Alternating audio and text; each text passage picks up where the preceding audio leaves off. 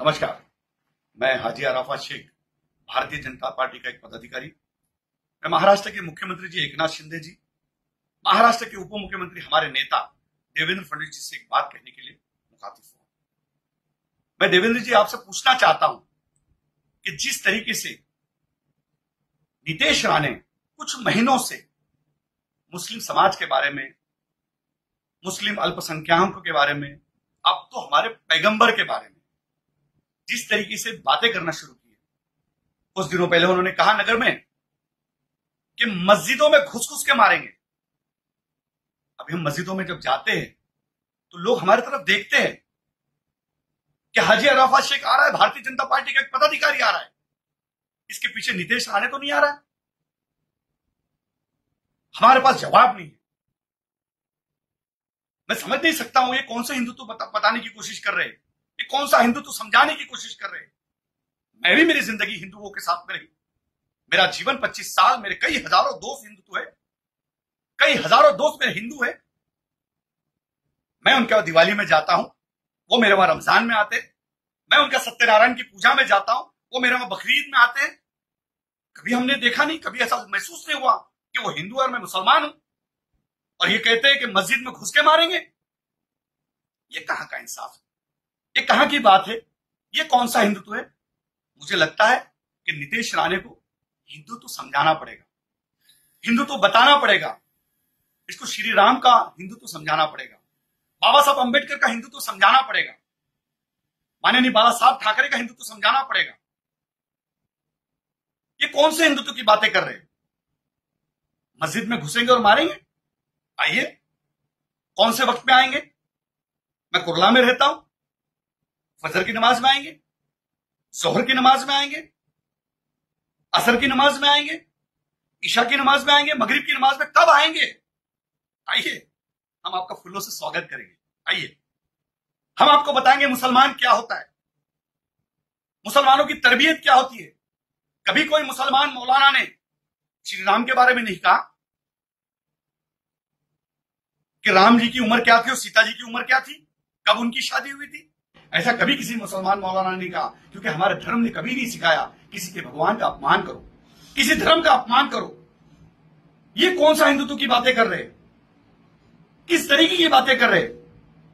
जब वो बोल रहे थे तो मैं देख रहा था कि उनसे बड़ा माइक था, उनके पैजामे से बड़ी उनकी जबान चल रही थी। छोटे बुल्ली के बच्चे, आपको समझना पड़ेगा। बटले डेनी, आपकी बकरी ऐसी आवाज, और आप कहते हैं कि मैं हिंदुओं का गब्बर हूं। आप हिंदुओं के गब्बर नहीं, हिंदुओं के गोबर हो। गोबर भी बहुत बड़ी बात है, आप गू तो हो, आप गोबर नहीं गू हो।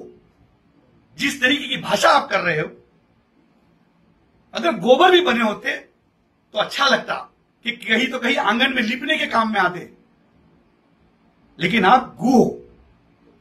आपकी बातें, आपकी जबान, आप जो जिस तरीके से बात कर रहे, तो आप गू जैसी बातें कर रहे। पूरा हिंदुस्तान का मुसलमान और हिंदुस्तान का हिंदू भी आपको इसके बाद बटला डेनी और छोटी बुल्ली का बच्चा कह के पुकारेगा। इस तरीके की भाषा ना करो। आप क्यों कर रहे हो? क्या आपको मंत्री बनना है अगले मंत्रिमंडल में? आपके बाप को दिल्ली में मंत्री बनना है, इसलिए कर रहे हो? कितनी आयले कितनी गहले, सबको लगता हमीश पहले। ये बीजेपी है साहब, समझना पड़ेगा। आपके भूखने से ये सारी चीजें नहीं होगी। हिंदुस्तान का हिंदू भी समझदार है। मुसलमान जिस तरीके से समझदार है, वैसा हिंदू भी समझदार है। मेरे हजारों लाखों दोस्त हिंदू है। मुझे कभी ऐसा महसूस नहीं हुआ किसी के घर पे जाते कि मैं किसी हिंदू के घर जा रहा हूं।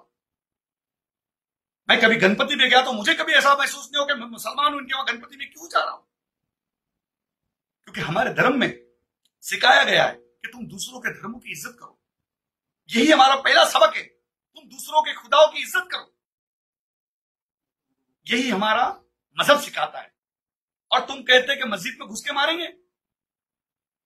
अब जिन साधु ने कहा, अब उन्होंने शादी नहीं की तो उसमें हमारा कसूर है। अब उनको नहीं पता कौन कितने साल की उम्र में शादी कर रहा है, किसकी कब शादी हो रही है। लेकिन हमारे पैगंबर के बारे में अगर इस तरीके की बात करेंगे तो तो ये ठीक बात नहीं है। माननीय मुख्यमंत्री एकनाथ शिंदे जी ने भी इसके ऊपर ध्यान देना चाहिए और मेरे नेता देवेंद्र फडणवीस जी ने इसके ऊपर ध्यान देना चाहिए। देवेंद्र जी, आपको पूरा हिंदुस्तान के लोग हर कोई पसंद करता है।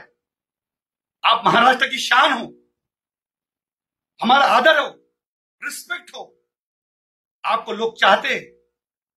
आप जब कोरोना में बीमार हुए थे, कई मुसलमानों ने आपके लिए दुआ की, दरगाहों पे चादर पेश की, हाजी अली पे दुआएं की गई कि देवेंद्र जी जल्दी ठीक हो जाए। और ऐसे लोग अपनी पार्टी का नाम खराब करते हैं। ऐसे लोगों को चुप बिठाइए, इसके आगे समझाइए। हम मस्जिदों में जा नहीं सक रहे कि लोग हमारी तरफ गलत तरीके से देख रहे कि देखो ये बीजेपी वाला आया, और इसके पीछे बीजेपी वाला कोई कहता है कि मस्जिदों में मारेंगे। हम मुसलमानों ने, पूरे हिंदुस्तान के अल्पसंख्यक समाज के मुसलमानों ने क्या करना चाहिए? ये क्या साबित करना चाह रहे? मैं नीतीश राणे से कहूंगा कि इस तरीके की भाषा ना करो।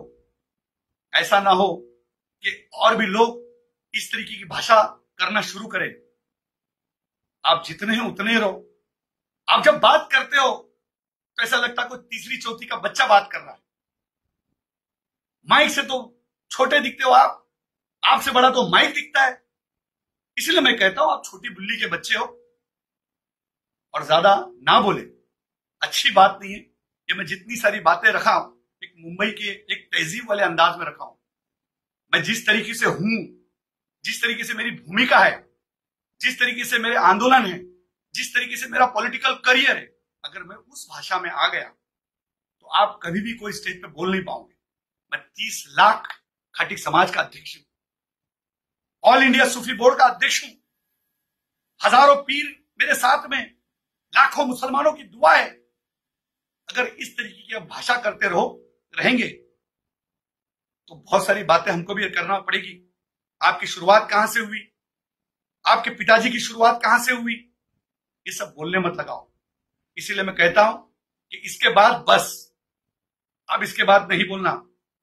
एक भी वर्ड हमारे पैगंबर की गुस्ताखी हम नहीं सहेंगे।